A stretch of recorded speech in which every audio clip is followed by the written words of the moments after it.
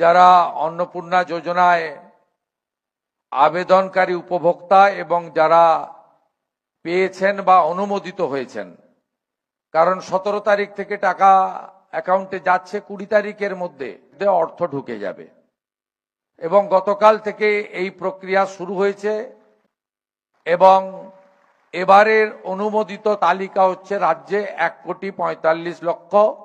এর পরেও যারা মনে করেন যে অনুপযুক্ত লোকের অর্থ পেয়েছে বা যারা মনে করেন উপযুক্ত মহিলা বঞ্চিত হয়েছেন, তাদের জন্য 20 তারিখ থেকে একটি পোর্টাল পশ্চিমবঙ্গ সরকারের শিশু ও নারী কল্যাণ দপ্তর খুলবে, যেখানে আপনি আবেদন এবং অভিযোগ দুটোই করতে পারবেন। শুধু তাই নয়, 10ই জুলাই পর্যন্ত যারা আবেদন করেছিলেন 1 জুন থেকে, তাদেরই কেবলমাত্র ভেরিফিকেশন কমপ্লিট হয়েছে।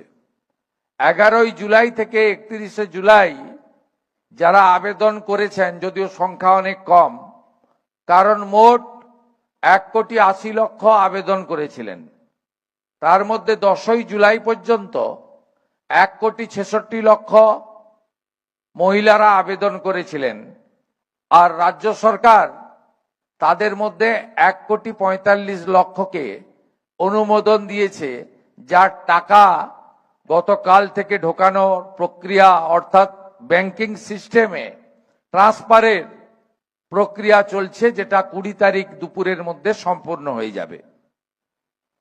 এর বাইরে যারা থাকলেন, অর্থাৎ আরো 14 লক্ষ আবেদনকারী যারা 10ই জুলাইয়ের পরে আবেদন করেছেন, তাদের আরো 1 মাস ধরে ভেরিফিকেশন করে পরবর্তী মাসের তালিকায় উপযুক্ত মহিলারা আসবেন।